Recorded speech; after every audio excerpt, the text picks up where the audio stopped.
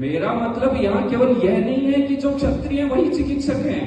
यद्यपि मेरा मानना तो यह है कि इससे पहले एक बात पूछना चाहूंगा कि क्या क्षत्रिय होना और चिकित्सक होना एक संयोग मात्र है?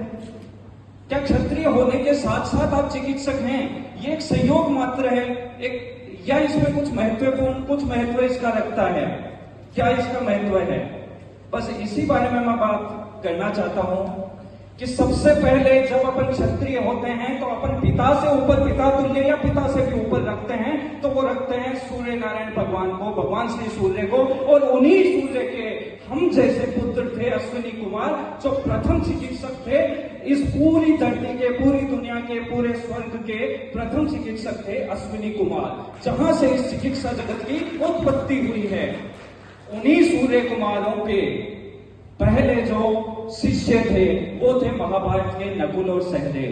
दोस्तों वो क्षत्रिय थे। तो ये जो चिकित्सा धर्म आगे बढ़ा है उसमें क्या क्षत्रियपन क्या है, इसके लिए सबसे अपन पहले जानेंगे कि क्षत्रियता होती क्या है। क्या होते हैं क्षत्रिय? क्षत्रिय वो होते हैं जो अपना किशोरावस्था, अपना पूरा किशोरावस्था, जब तक वो अपने बलिदान के लिए नहीं आ जाए तब तक वो अपना पूरा समय एक घर से दूर जाकर एक गुरुकुल में बिता देते हैं कि मेरी प्रजा के लिए मैं आगे काम करूंगा। क्षत्रिय वो होता है जो अपना पूरा दिन के चारों पूरा समय 24 घंटे अपनी प्रजा के लिए अवेलेबल रहता है। वो क्षत्रिय जो खून बहा देता है लाखों को बचाने के लिए, जो घास की रोटी खाते समय भी अपने आंखों में यह स्वप्न देखता है कि मेरी जनता, मेरा जो समाज है वो पराधीन नहीं हो, वो क्षत्रिय। जो अपने घर में आए, अपने अधीन आए या अपने शरण में आए किसी व्यक्ति की जान बचाने के लिए, अपने सामने वाली सेना में अगर 7 गुना सैनिक भी हैं तो लड़ जाए, वो क्षत्रिय। जो सामने यह नहीं देखे कि मेरे शरण में आया आदमी है, औरत है, किस समाज का है, कितना वृद्ध है, मेरे काम आ सकता है या नहीं आ सकता, फिर भी उसकी सहायता, उसके सारे दुखों को दूर कर देता है, वो है क्षत्रिय। क्षत्रिय कई बार गलत भी बताया जाता है कि क्षत्रिय वो है जिसने राज किया। ये जो राज था वो किसी धन, वैभव, सुख, शांति के लालच में नहीं था। क्या था वो राज? क्षत्रिय वो जो अपनी भूमि को खुद की मां के बराबर माता समझे, और भाई साहब अपनी माता पे किसी दूसरे का हक तो हम वैसे भी नहीं होने देते। वो जो राज था वो था कि अपनी प्रजा के लिए कुछ भी कर जाए, वो होता है क्षत्रिय। क्षत्रिय वो होता है जब कुंवर प्रताप सिंह बारठ को जेल में डाल दिया था और कहा था कि तू बता दे तेरे साथ वालों के नाम, तो हो सकता है कि हम तुझे छोड़ दें। कठोर यातना दी पर उस लाडले ने नहीं बताया नाम। जब उनकी माता को बुलाया गया जेल के बाहर और कहा कि अब तो ये टूटेगा, और जाके जेल में कहा कि देख तेरी माँ वहां पे रो रही है, पूछ ले आंसू और भाग जा यहाँ से, बता दे नाम। उसने कहा मैं मेरी एक माँ का आंसू पूछने वास्ते हजारा मावा ने कोनी रुला सकूं, लड़ाई आजादी की तो यहाँ ही चले ली। वो होता है क्षत्रिय।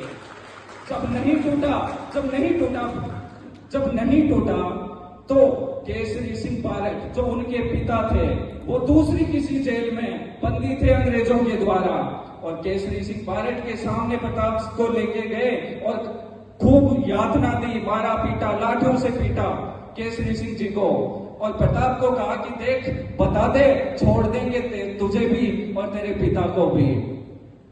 प्रताप सिंह बारठ ने उस टाइम कहा कि ये आपने मुझे जितनी यातनाएं दी, ये सब कुछ सिखाने वाले मेरे पिता हैं, आप मुझे कैसे तोड़ सकते हैं। और वो पिता का क्षत्रियपन देखो, वो पिता जिन्होंने उस टाइम प्रताप को बोला कि देख बेटा, अगर तू बता दे लो नाम या घुस के लिए तो छोड़ दे, या मन भी छोड़ दे या मार दे, पर अगर तू नाम बतायो तो मैं तेरे को छोड़ूंगा, मैं तेरे मार दूंगा।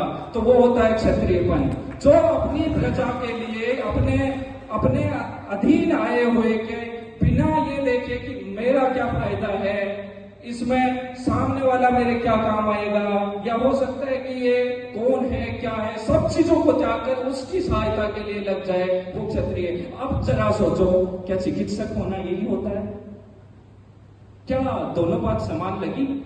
क्या चिकित्सक होना भी यही है?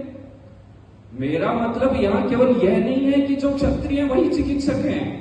यद्यपि मेरा मानना तो यह है कि चाहे हिंदू, मुस्लिम, सिख, ईसाई, यहूदी, पारसी, कोई भी हो, चिकित्सक हो और चरक संहिता के नियमों का दृढ़ता से पालन कर ले, वो पक्का कोई क्षत्रिय होगा, वो पक्का एक क्षत्रिय है। क्योंकि रामायण का युद्ध जीतने के लिए सुसेन वैद्य का योगदान, सुसेन वैद्य की भूमिका किसी सैनिक से कम नहीं थी दोस्तों। तो मेरा मानना यह है कि एक चिकित्सा का कार्य है, वो भी एक क्षत्रियपन है। तो आप और मैं एक क्षत्रिय होने के साथ साथ एक चिकित्सक हैं, तो इसे संयोग नहीं और ईश्वर का धन्यवाद और खुद के गर्व करने वाली ये बात है।